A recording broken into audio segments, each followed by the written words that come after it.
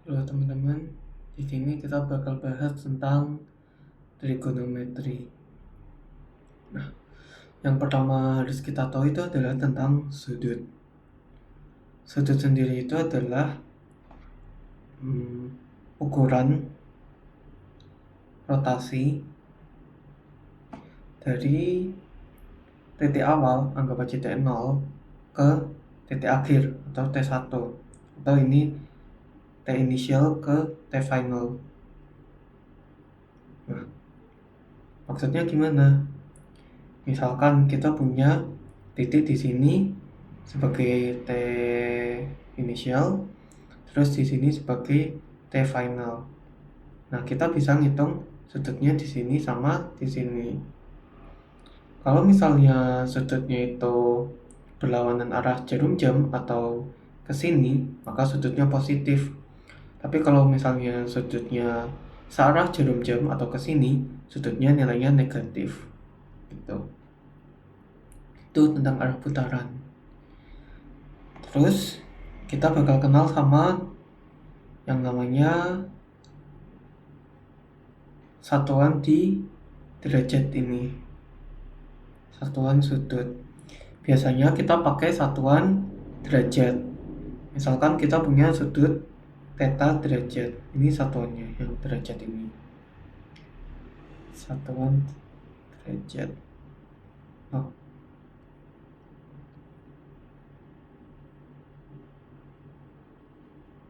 ya, ini namanya satuan derajat.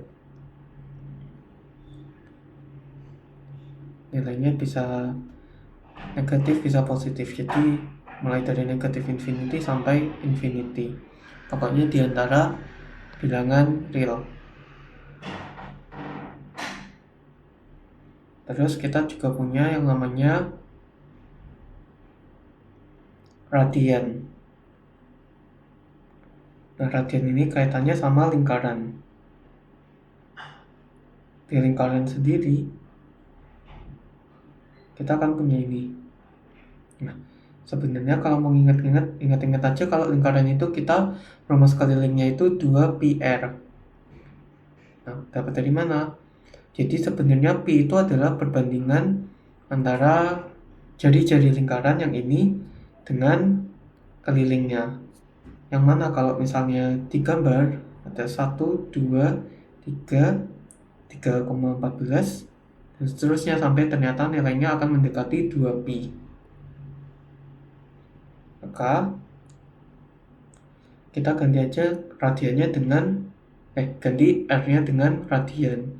Maka kita punya kalau misalnya satu lingkaran penuh atau 360 derajat itu sama dengan 2pi radian. Nah, ini yang penting. Jadi yang penting di sini adalah satuannya, misalnya kita punya sudut.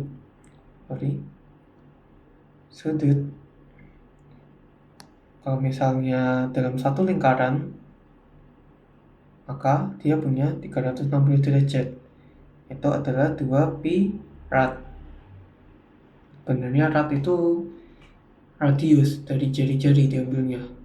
Karena tadi ya dari keliling dan jari-jari perbandingannya itu 2pi, maka disebutnya 2pi rad, 360 derajat.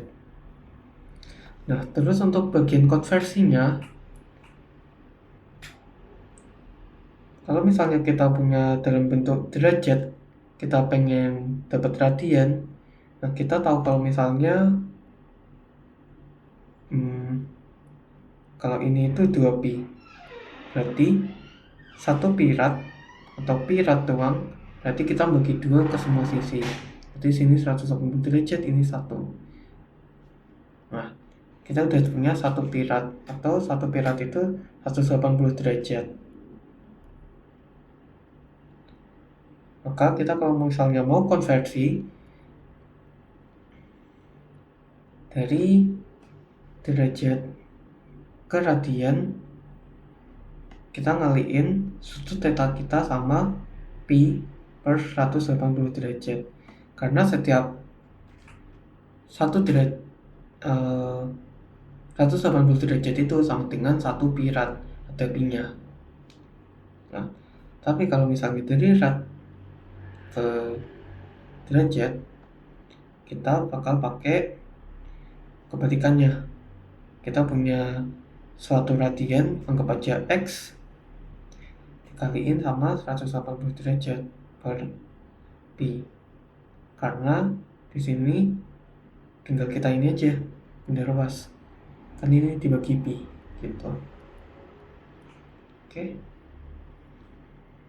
Nah, terus kita bakal punya rasio atau perbandingan trigonometri dalam suatu segitiga siku-siku.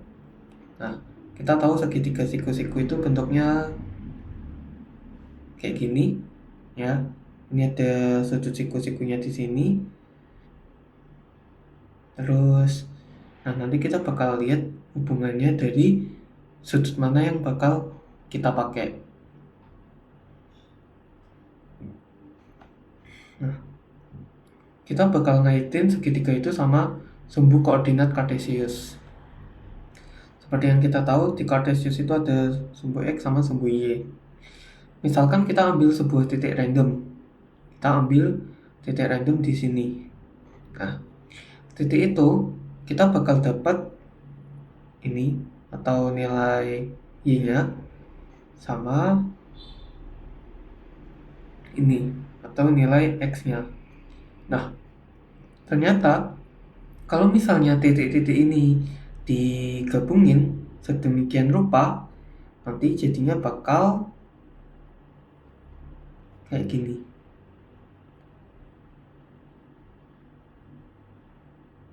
Nah, bakal jadi kayak gini. Yang mana ini adalah suatu segitiga siku-siku. Oke. Di sini kita punya X atau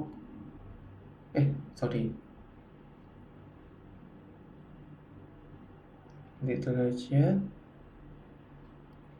Nah, kita tahu tadi definisi sudut itu adalah ukuran rotasi dari sudut awal kita, titik awal kita ke titik akhir. Nah, di sini kita bakal pakai sudut awal kita itu di 0,0. Titik awal di 0,0. Kemudian kita bakal pakai titik akhir kita di sudut titik apa-apa ini. Anggap aja X, Y. Sebetulnya nggak penting. Nah, jadi di sini kan kita bisa tahu kalau berdasarkan definisi sudut tadi, kita bakal lihat sudutnya itu dari sini. Ya, dari sini. Nah, kemudian kita lihat hubungan-hubungan segitiga ini sama apa yang bisa kita ambil dari sudut ini. Sudut ini bakal memuat 3, yaitu pertama yang ada di hadapan yang kita sebut sebagai sisi depan.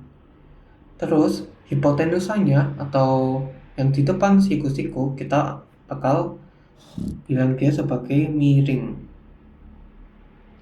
Kemudian yang sisanya kita bakal bilang dia sebagai samping. Nah, ini hubungan dari yang bakal kita pakai. Kita bakal punya depan yang di depan sudut yang pengen kita teliti, terus miring yang di hadapan sudut 90 derajatnya, sudut siku-sikunya sebagai hipotenusa, sama sudut samping sebagai sisanya atau sudut yang dimana sisi yang dimana dia bersinggungan langsung selain sisi miringnya. Nah, kita bakal punya 6 di sini, yaitu sinus, terus kosinus, sama tangen. Terus yang lebih lanjut lagi, lebih advance, kita punya kosekan, sekan, sama kotangen. Nah, misalkan sudut ini namanya sudut alfa. maka sin alfa itu akan sama dengan perbandingan sisi depan dengan sisi miringnya adalah depan bagi miring.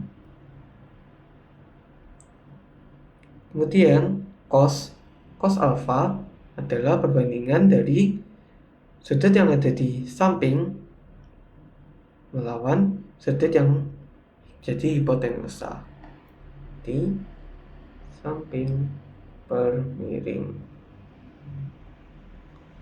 Kemudian tangan alfa di sini berarti adalah perbandingan sudut yang ada di depan dibagi sama sudut yang ada di samping.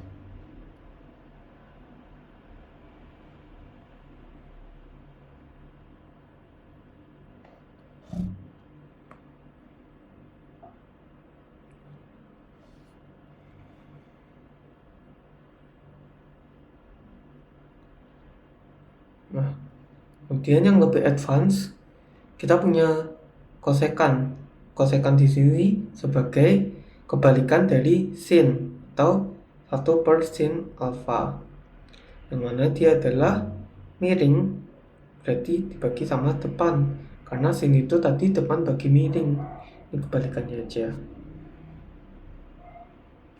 Kemudian kita punya sekan, yaitu 1 per cos. Itu berarti kalau cos itu samping per miring, berarti ini miring per depan. Miring per samping. Kemudian kita punya kotangen sebagai kebalikannya dari tangan.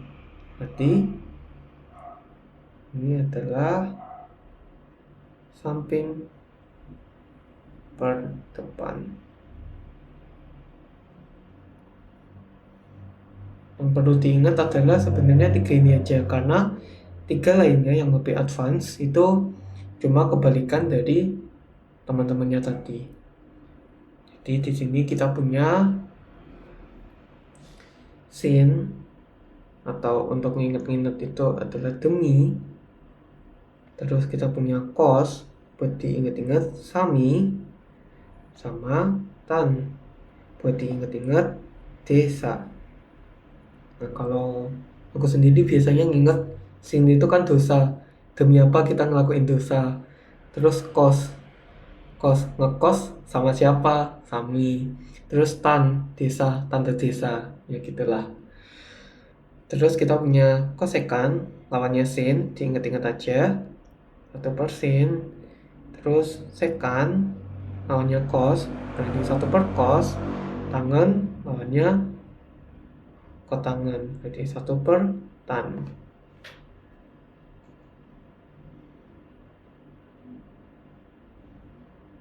Oke. Nah, terus kita bakal masuk ke sudut-sudut istimewa. Jadi, sebenarnya ada 5 sudut istimewa dalam satu segitiga. Nah, misalkan kita punya segitiga siku-siku dengan, ya ini random aja, dengan sudutnya itu 45 derajat dan 45 derajat. Nah, maka ini adalah segitiga sama kaki. Misalkan di sini 1 berdasarkan Pythagoras, maka di sini adalah akar 1 kuadrat ditambah 1 kuadrat, atau akar 1 tambah 1 itu akar 2. Nah,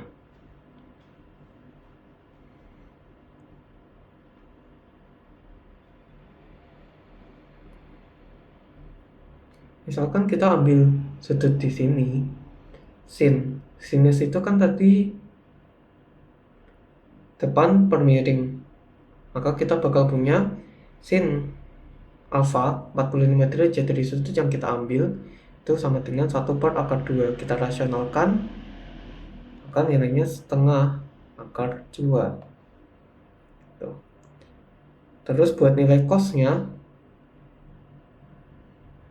cos itu kan tadi samping per miring, sampingnya ternyata juga 1, terus miringnya tetap akar 2, berarti ini juga sama setengah akar 2 gitu. Terus kita bakal punya, kalau misalnya sudutnya di sini 30 derajat, di sini 60 derajat, anggap aja.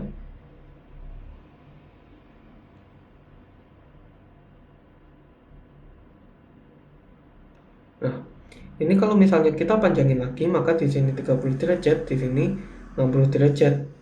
Yang mana ini adalah segitiga sama sisi. Misalkan ini 1, 1, ini juga 1. Nah, kalau misalnya ini kita hapus, jadi segitiga yang kita mau. Di sini nilainya setengah.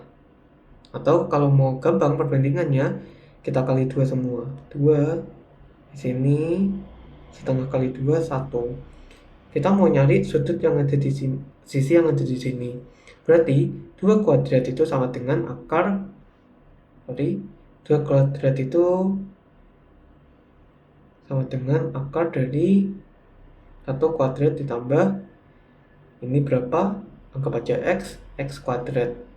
Ini kan ternyata akar 4 sama dengan akar dari 1 kuadrat ditambah x kuadrat. Ini hilang. Maka kita punya nilai x-nya itu sama dengan akar 3. Maka kita bakal punya perbandingan sisi di segitiga sama sisi yang dibagi 2 itu adalah 1 akar 3 dan 2. Misalkan kita ambil sudut di 30 derajat ini. Nilai sin dari 30 derajat, sin itu depan per miring. Maka nilainya adalah 1/2, setengah.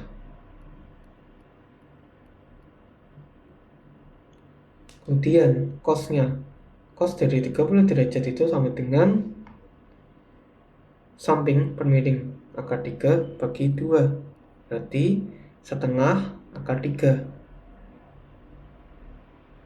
Nah, kemudian nilai yang ada di ambil sudut 60 derajat.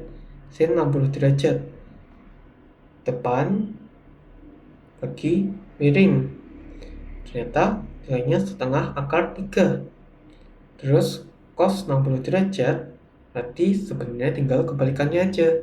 Nah, kita tahu ternyata kalau misalnya 30, 45 sama 60 itu tinggal dibalik aja. Jadi nilainya di sini setengah.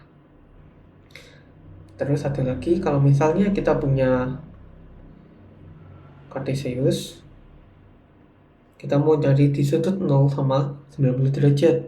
90 derajat itu berarti anggapannya ada di sini. Ini kan 90 derajat pas di 0,1. Terus di sini 1,0, anggap aja kayak gitu. Nah, sin kita lihat dari depannya 0, terus atasnya 1, berarti 0/1, berarti tidak ada, atau ya dia nilainya 0. Berarti kita dapat sin 0 derajat itu sama dengan 0. Terus nilai cosnya itu kan kebalikannya, atau kalau misalnya nggak dari sini juga bisa.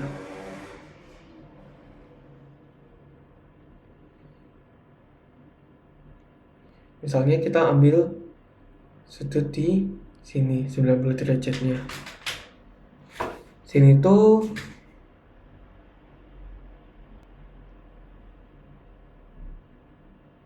depan bagi miring. Berarti kita punya sin 90 derajat itu dengan akar 2/2, 1.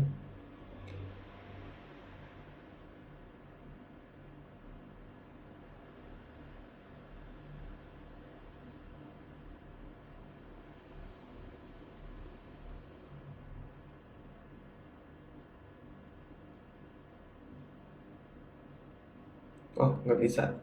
Jadi kita harus tetap pakai koordinat Cartesius tadi. Oke.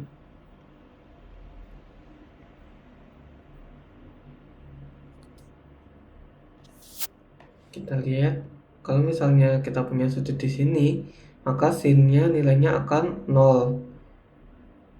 Kemudian sin 90 derajatnya akan jadi 1. Langsung aja kita tulis ya. Sin 0 derajat itu sama dengan 0. Sin 90 derajat itu sama dengan 1. Nah, terus buat yang bagian cos, kita lihat dari lingkaran satuannya tadi, dari titiknya, koordinat titik di sini. Kalau misalnya kita punya 0 derajat itu berarti bakal ada di titik 1,0 di sini. Maka sudut yang terbentuk adalah yang ini, 0 derajatnya. Terus buat nyari sin 90 derajat, sin 0 derajat. Sin 0 derajat itu tadi depan per miring, karena ini depannya nggak ada, berarti 0 per 1. Kemudian cos itu samping per miring, sampingnya 1, miringnya juga 1, berarti 1 bagi 1, 1 gitu. Itu buat yang sudut-sudut istimewa 0 sama 90 derajat. Sorry, ini harusnya cos. Kebalik. 90 derajat itu 1, sin 90 derajat. Kebalik, sorry. Nih. Nah, tadi yang kita punya sin 0 derajat itu 0, sin 90 derajat itu 1. Itu asal-usulnya kenapa bisa kita punya nilai sudut istimewa ini. Nah, maka kita akan punya bentuk lengkapnya itu seperti ini. Yap. Inilah.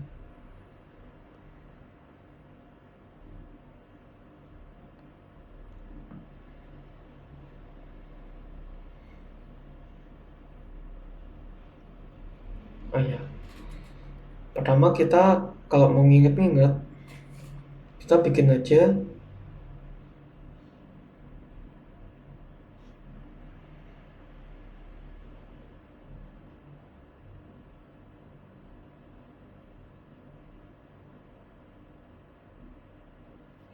pertama sin, cos, tangen. Kita ingat-ingatnya dari 0,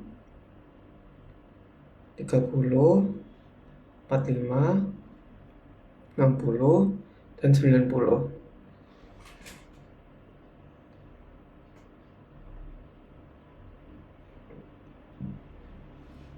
Nah, kita ingat-ingatnya itu ini, kita tambahin dulu setengah di semuanya, setengah.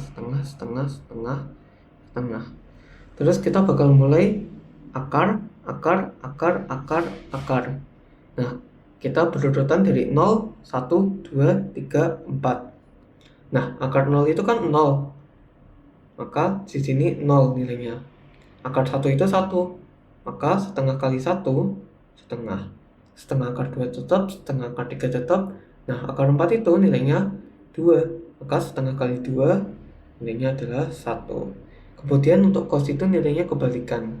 Jadi ini 1, setengah akar 3, setengah akar 2, setengah, dan 0.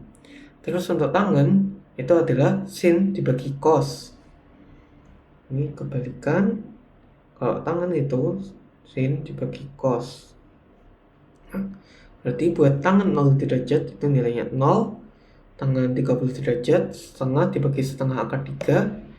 Jadi kita bakal punya kayak gini. Akar 3 ya. Nah, berarti kita punya 1/4 akar 3. Kita rasionalin jadi 1/3 akar 3.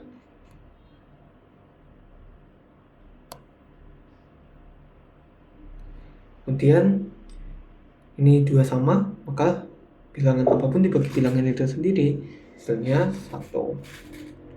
Kemudian buat yang 60 derajat ini tinggal coret aja setengah akar 3 bagi setengah, berarti akar 3. Terus 1 bagi 0, 1 dibagi 0 itu hasilnya tidak terdefinisi karena tidak ada bilangan yang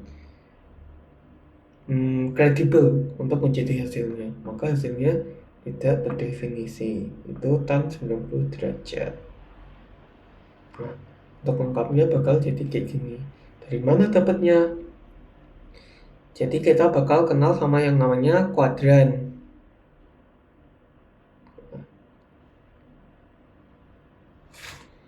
Di sini ini kita merupakan perluasan dari trigonometri, dari sudut yang awalnya cuma di segitiga 0 sampai 90 derajat.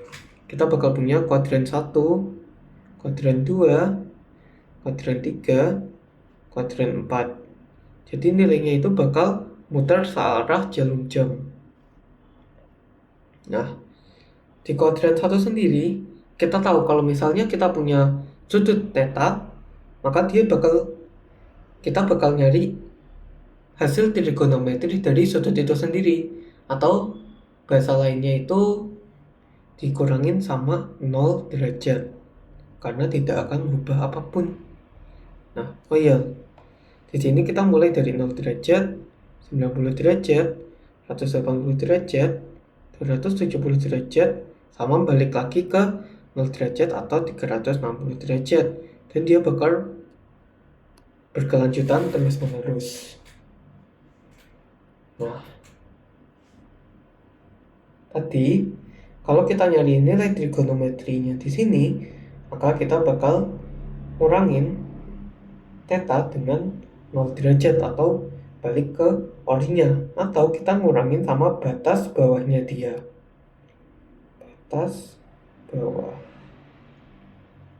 Nah, ini akan berlaku juga di kuadran 3. Kuadran 3 itu kita bakal ngurangin sama batas bawah, atau sudut yang mau kita cari dikurangin sama 180 derajat. Itu cara buat nginget-ngingetnya. Misalkan kita di sini mau nyari 225, berarti kita ngurangin aja sama 180. Terus berarti yang di kuadran 2 sama 4 kebalikannya.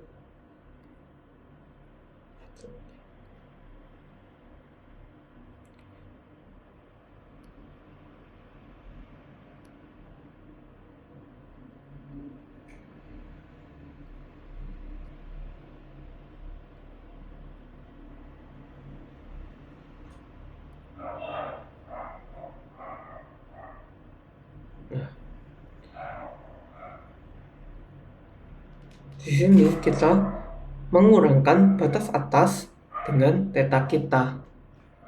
Ini juga berlaku hal yang sama di kuadran 4. Batas atas dikurangin sudut yang mau kita cari. Nah, ini bakal berkorelasi. Itu cara cepat buat nyari hubungan sudutnya. Terus di kuadran 1 yang bernilai positif itu semua sudut. Terus di kuadran 2 cuma sin yang bernilai positif. Terus di kuadran 3 hanya tan yang bernilai positif. Di kuadran 4 hanya cos yang bernilai positif. Nah, maksudnya gimana? Misalkan kita mau nyari tan 225 derajat. Nah, 225 derajat itu ada di kuadran 3. Maka kita ngurangin 225 itu dengan batas bawahnya. Batas bawahnya itu kalau di kuadran 3 berarti 180 derajat. Jadi 180 derajat berarti bakal sama dengan tan. Oh ya, nilainya positif atau negatif. Kalau di kuadran 3 ternyata tangan nilainya positif, maka dia bakal nilai positif tan 45 derajat atau nilainya bakal sama dengan 1. Kita cek tangan 225. Nah, nilainya adalah 1. Betul. Misalkan kita mau nyari nilai cos dari 150 derajat. Nah, 150 derajat itu ada di kuadran 2 antara 90 derajat sampai 180 derajat. Maka kita mengurangkan batas atasnya atau 180 derajat dikurangin sama 150 derajat sudutnya kita. Nah, nilainya bakal sama dengan, kalau di kuadran 2 itu nilainya buat cos negatif. Berarti negatif cos 30 derajat. Cos 30 derajat itu nilainya setengah akar 3. Maka cos 150 derajat nilainya min setengah akar 3. Kita cek cos 150 derajat min setengah akar 3. Gitu cara nyari sudutnya.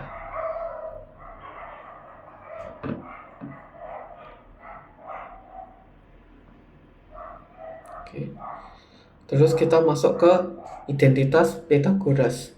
Seperti yang tadi kita tahu, kalau misalnya kita punya segitiga siku-siku kayak gini, kita punya di sini X, di sini Y, di sini berarti kan, kalau misalnya kita ambil aja dari yang tadi, punya kita tadi, misalkan kita punya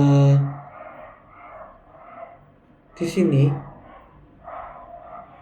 itu senilai X, karena dia jarak sini dari titik pusat ke titik di titik sampingnya yang mendatar. Terus di sini kita punya Y.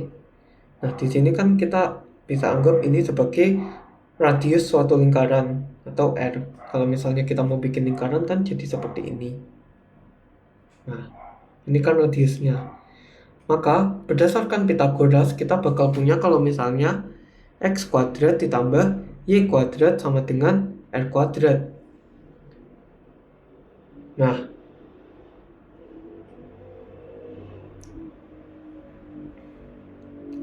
misalnya kita mau nyari nilai si X ini. X ini tadi akan sama dengan, kita pakai hubungan yang tadi, kita pakai miringnya. Nah, sinus A itu depan bagi miring. Nah, depannya itu Y. Berarti Y dibagi miringnya R itu sama dengan sinus A. Maka Y itu sama dengan R sinus A. Nah, kita bakal punya nilai Y-nya. Buat yang cos juga sama dengan pembuktian yang sama. Sampingnya itu kan kita punya X yang kita cari. Terus miringnya itu R. Itu sama dengan cos alpha. Maka X adalah R cos alpha. Nah, kita masukin aja ke persamaan Pythagoras kita. Kita bakal punya kalau misalnya X itu R cos alpha. Maka kalau dikuadratin jadi R kuadrat cos kuadrat alpha ditambah dengan Y kuadrat, berarti R kuadrat sin kuadrat alpha sama dengan R kuadrat. Kita bagi R semua sisinya, semua ruasnya. Jadi kita bakal punya cos kuadrat A ditambah sin kuadrat A sama dengan 1. Nah, itu identitas Pythagoras yang penting. Identitas Pythagoras.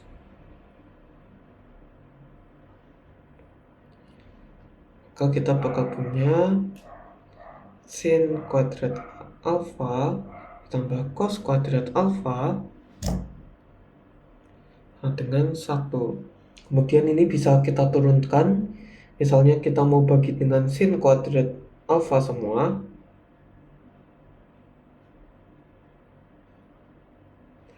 Nah, sin kuadrat alpha ketemu sin kuadrat alpha dicoret, jadi sisa 1. Terus cos dibagi sin. Nah, kalau sin bagi cos itu tadi tangan, berarti cos bagi sin itu kotangan kuadrat alpha. Itu sama dengan 1 dibagi sin itu tadi kosekan kuadrat alpha. Nah, ini yang kedua. Berlaku juga yang ketiga kalau misalnya kita bagi sama cos semua. Nah, sin bagi cos tadi tangan, berarti tangan kuadrat alpha tambah cos per cos, berarti 1 sama dengan 1 per cos. 1 per cos nilainya sekant.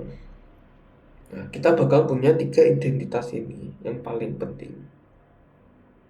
Masih banyak identitas lainnya, bisa diulik aja satu persatu. Ini kita bakal punya ini sama ini sebagai identitas Pythagoras khusus. Kita bakal masuk ke fungsi trigonometri. Nah, seperti yang tadi kita tahu, kalau misalnya si trigonometri ini bakal balik setiap 360 derajat, maka bisa kita bilang kalau misalnya fungsi trigonometri itu fungsi periodik, yaitu fungsi yang berulang setiap waktu secara teratur. Notasinya adalah fx ditambah p sama dengan fx. Nah, kita tahu kalau periodenya ini buat trigonometri tadi, buat pengukuran dalam Cartesius itu sebesar 360 derajat. Tapi sebenarnya ada penyimpangan. Ini hanya berlaku untuk sin dan cos. Sementara kalau misalnya di tangan, kita bakal pakai 180 derajat. Karena kita lihat aja, kalau di tangan, dia akan dari 0 sampai tak terdefinisi, terus tak terdefinisi sampai 0. Ternyata dia bakal mulai lagi 0 sampai tak terdefinisi sampai 0. Ini akan sama dengan ini akan sama dengan ini.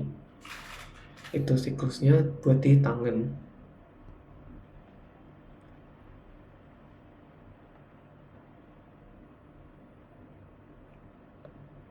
Nah,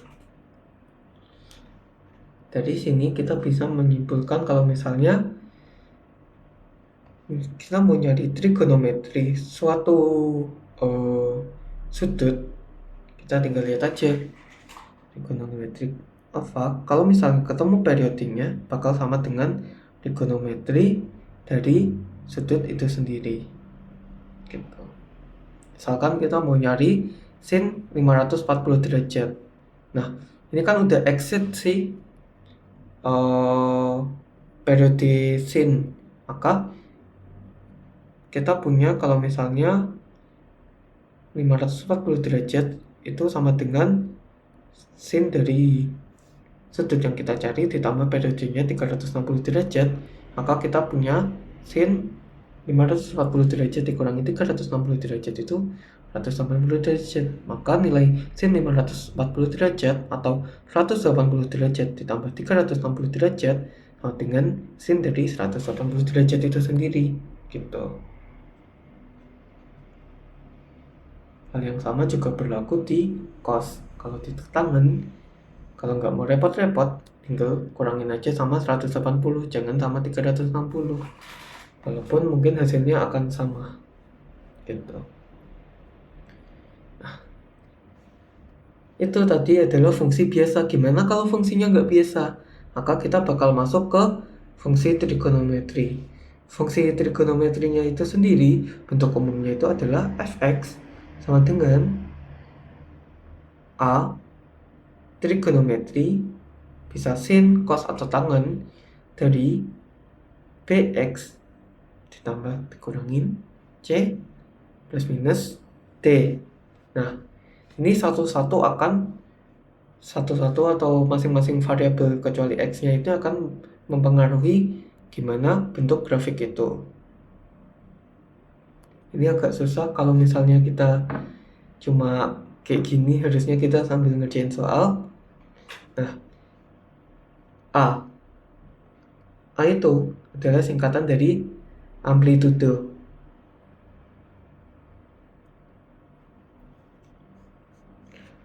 Dia bakal mempengaruhi besarnya tinggi gelombang. Maksudnya gimana? Misalnya kita punya ini grafik untuk sin biasa. Oh ya, kita masuk ke bentuk umum grafiknya dulu ya. Nah, tadi kita dapat ini. Kalau misalnya digambar, grafik sin bentuknya dia kan pertama naik dari 0 sampai 1 secara teratur, bakal kayak gini dulu sampai 90 derajat. Terus dia bakal mulai turun dari 90 derajat sampai 180 derajat ke 0 lagi. Dia turun sampai 180 derajat. Terus di 180 derajat ternyata dia makin turun sampai negatif 1. Berarti dia bakal turun lagi sampai 270 derajat. Terus di 270 derajat ternyata dia bakal naik lagi sampai 0, 260 derajat. Nah, ini adalah grafik untuk sin. Jadi secara keseluruhan grafik sin itu akan bentuknya kayak gini. Nah, seperti yang aku bilang tadi, kalau periodenya itu setiap 360 derajat. Jadi kita lihat kalau misalnya setelah 360 derajat dan setiap pisah 360 derajat, dia bakal ngulangin pola yang sama kayak gini terus. Terus buat cos. Nah, cos itu kita lihat ternyata dia itu cuma sin tapi digeser sebesar 90 derajat. Ini sama. Jadi kita sebenarnya cos itu adalah sin tapi mulai dari sini. Langsung kita gambar aja, berarti kayak gini. Berarti buat grafiknya gini 360 derajat, bisa 360 derajat lagi kayak gitu terus.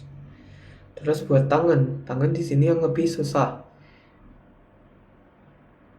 Tangan kita lihat dia mulai dari 0 sampai tak terdefinisi. Berarti di saat dia 90 derajat kita nggak tahu dia menyentuh asimtot, kita nggak tahu nilainya berapa, tak terdefinisi. Terus ternyata dia dari tak terdefinisi pindah ke negatif sampai 0. Jadi dia bakal naik dari sini ke sini. Ini di 180 derajat. Terus di 180 derajat seperti yang tadi aku bilang, kalau misalnya tan itu dia periodenya setiap 90 derajat, maka dia akan bentuknya kayak gini. Maka kita bakal punya fungsi tangan bentukannya kayak gini. Setiap titik-titik di sini aku mempresentasikan 90 derajat ya btw. Dia bakal kayak gini terus. Oke.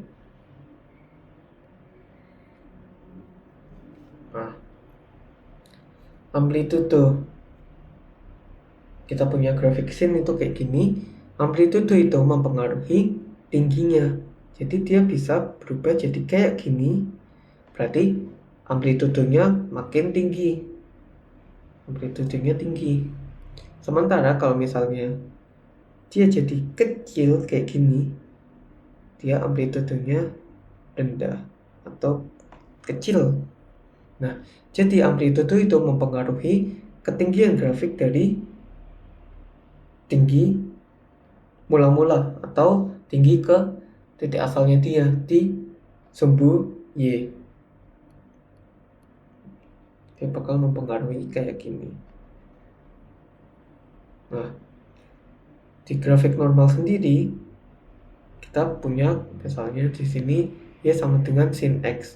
Nah, berarti kan ini sama dengan 1 kali sin X. Maka di sini amplitudenya itu 1 min 1. Misalkan yang lebih gede berarti di sini anggap aja 2 sin X. Maka ya di sini berarti jaraknya 2, di sini juga 2 gitu. Terus misalnya punya setengah, ya berarti ini setengah, ini juga setengah gitu.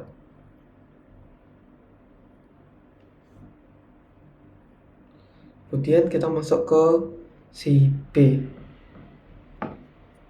Si B di sini mempengaruhi periode, mempengaruhi periode dari gelombang. Maksudnya gimana? Nah, kita tahu kalau misalnya satu periode untuk sin sama tan anggap aja periode asli itu P gede itu sama dengan 360 derajat. Nah, kalau kita mau nyari dari periode si fungsi, anggap aja P kecil, atau kita pakai rho aja, periode fungsi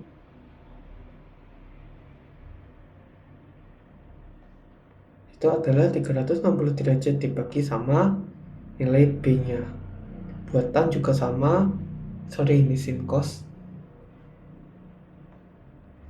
Buatan juga sama, tan awalnya 180 derajat, kalau periodenya itu 180 derajat dibagi B. Nah, maksudnya gimana? Misalkan kita punya grafik sin lagi, Y sama dengan sin X.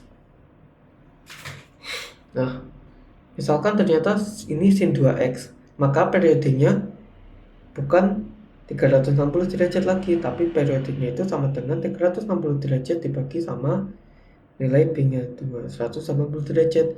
Jadi awalnya dia ngulang setiap 360 derajat di sini, maka di grafik kita dia bakal ngulang setiap 180 derajat atau bentuknya jadi kayak gini. Dia bakal ngulang setiap 180 derajat gitu. Kemudian ke nilai C. Nilai C di sini bakal mempengaruhi pergeseran. Nah, di sini kita pakai kebalikan. Kalau misalnya tandanya positif, biasanya kan ke kanan. Nah, kita ke kiri. Kalau misalnya dia negatif, dia berarti bakal geser ke kanan. Kenapa bisa gitu? Misalnya kita mau punya grafik fungsi sin X biasa. Misalnya sinnya kita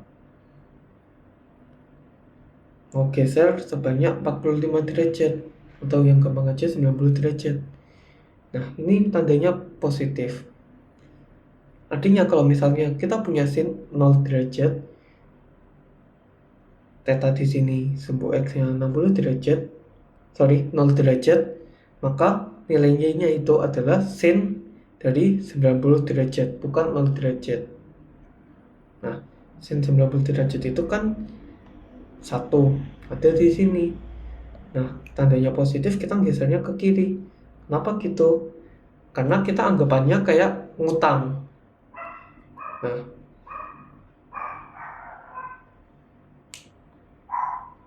plus 90 derajat. Berarti kita kan kayak dari awalnya itu harusnya di 0 derajat, tapi ternyata kita pakai awalnya itu di 90 derajat. Itu. Kalau misalnya ternyata tandanya negatif, bayangannya kayak gini. Misalkan ini jadi min 90 derajat. Nah, kita dari yang awalnya 60 derajat di sini, ternyata kita malah mengurangin. Berarti kita bakal nambahin di sini min 90 derajat. Karena di sini ketambahan. Maka grafiknya buat yang ini kita normalin, nambahin sama 90 derajat. Berarti bakal jadi bentukannya kayak gini. Gitu. Biar rapi, gini. Nah, itu cara membayangkannya. Jadi kalau misalnya plus kita malah geser ke kiri karena titiknya ternyata awalnya ada di lebih kanannya, dan kalau negatif kita gesernya ke kanan karena ternyata titik mula-mulanya dia ada di lebih kirinya dia gitu. Terus buat nilai D di sini mempengaruhi geser ke atas atau bawah. Nah, kalau nilai D di sini itu apa ya? Kayak nggak di mirror kayak tadi lah. Jadi kalau plus dia bakal ke atas, kalau minus dia bakal ke bawah. Misalnya kita punya grafik Y sama dengan sin X kayak gini. Kalau misalnya kita min 1, maka dari awalnya dia ada di 0, maka titik mula-mulanya dia ada di min 1. Jadi kayak gini. Kalau misalnya ternyata kita nambah sama 1, maka dari yang awal-awalnya titik mula-mulanya di 0 bakal jadi di 1. Sorry. Kayak gini. Gitu. Nah, kalau misalnya dilihat ternyata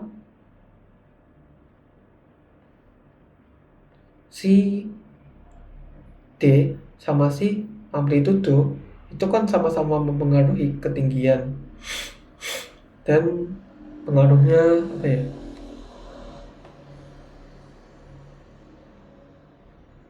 kayak selaras gitu. Maka kita punya hubungan antara si D sama si A.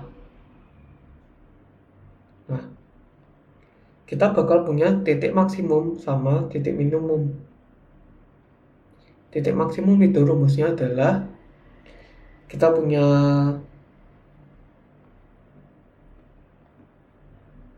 si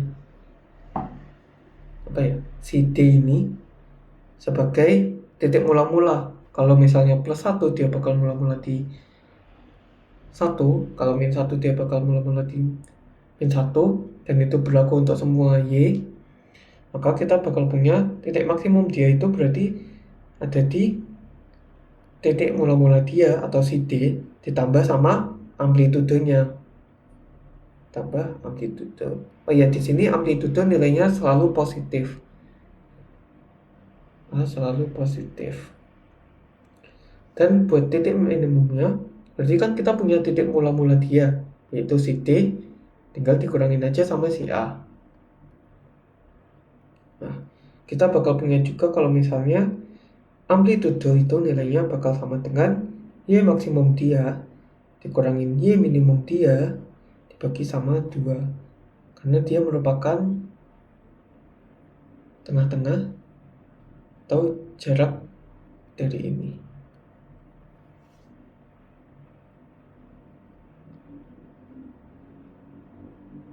Gitu. Sama, berarti kalau di sini kita bakal punya D-nya itu sama dengan Y max dikurangin amplitude atau Y min ditambah amplitude gitu. Jadi kita sum up, A itu nilainya adalah mempengaruhi amplitude, atau bahasa kerennya simpangan terjauh. Bahasa agak lebih kerennya lagi, tinggi gelombang. Dan nilainya selalu positif. Bilangan bulat positif.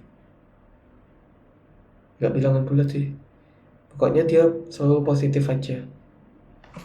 Kemudian kita bakal punya si B itu mempengaruhi periode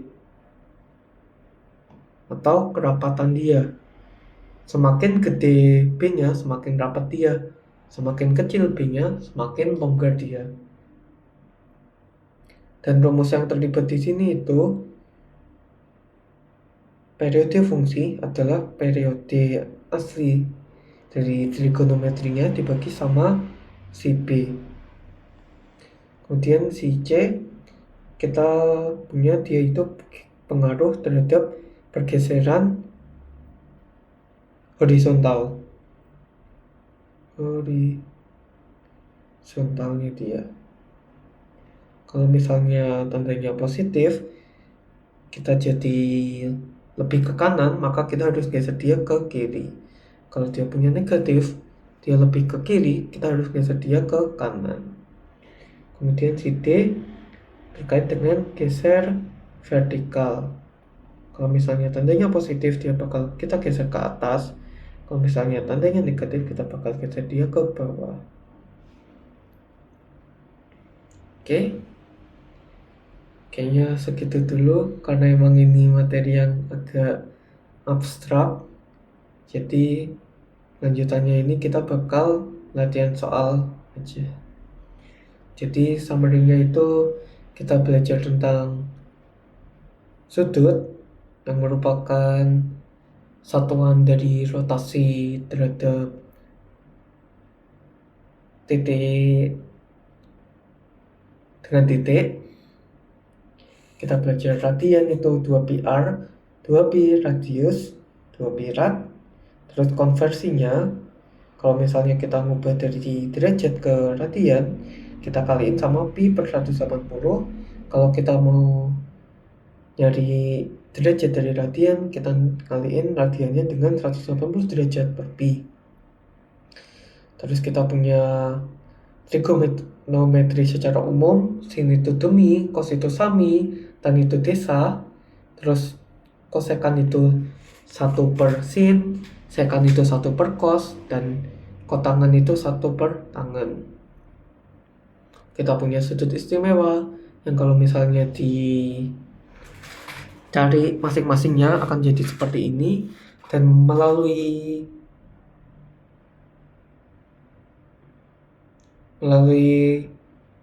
kuadran kita bakal punya semua nilai trigonometri seperti ini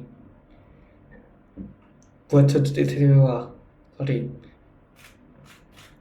Terus kita punya Pythagoras dari sumbu koordinat kartesius kita tadi terkait sisi samping depan miringnya. Kita akan punya kalau kita masukin nilai trigonometrinya, kita akan punya identitas trigonometri berupa cos kuadrat alfa ditambah sin kuadrat alfa sama dengan 1. Kemudian kita manipulasi, kita bagi sama sin kuadrat alfa sama cos kuadrat alfa, kita punya 3 identitas Pythagoras ini. Kemudian kita punya fungsi trigonometri sebagai fungsi periodik dengan periode sin dan cos itu sama 360 derajat, sementara periode tan itu 180 derajat. Kita punya sistem periodiknya ini. Kemudian kita punya gambar grafik sin secara normal dari nilai-nilai yang udah kita dapatin tadi, bentuknya seperti ini, grafik cos seperti ini, grafik tangen seperti ini. Untuk setiap titik-titik ini 190 derajat. Dan setiap garis mewakili satu periode. Soalnya kalau 2 periode Jokowi.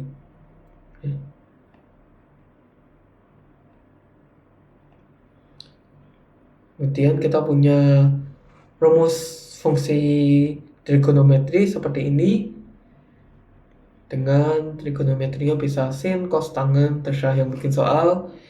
Dengan A itu mempengaruhi ketinggian, amplitudo itu tentang seberapa sih simpangannya si gelombang ini bisa berjalan. Nah, jadi dia bakal mempengaruhi ketinggiannya. Semakin besar nilainya, semakin memanjang ke atas dan ke bawah grafik itu. Semakin kecil, juga semakin kecil. Dan untuk nilai A sendiri, bilangan positif karena menyangkut panjang atau ukuran. Terus si B ini mempengaruhi periode gelombang. Semakin gede nilainya, semakin rapat dia, semakin kecil, semakin longgar dia. Kemudian si C menyangkut pergeseran. Kalau misalnya tandanya positif, titik mula-mulanya akan lebih ke kanan, maka kita harus geser ke kiri. Sementara kalau negatif, titik mula-mulanya akan lebih di kiri sehingga kita harus geser dia ke kanan. Kemudian untuk D, geser ke atas atau ke bawah. Jika tandanya positif, kita geser ke atas, negatif, geser ke bawah. Kemudian kita punya hubungan antara nilai T dengan A. Kemudian jadilah fungsi trigonometri lengkap seperti ini. Jadi itu dulu untuk materi trigonometri. Terima kasih. Mantap. Hebat. Thank you guys. See you next time. Oke. 3 detik lagi 1 jam. Oke, udah 1 jam. Dadah.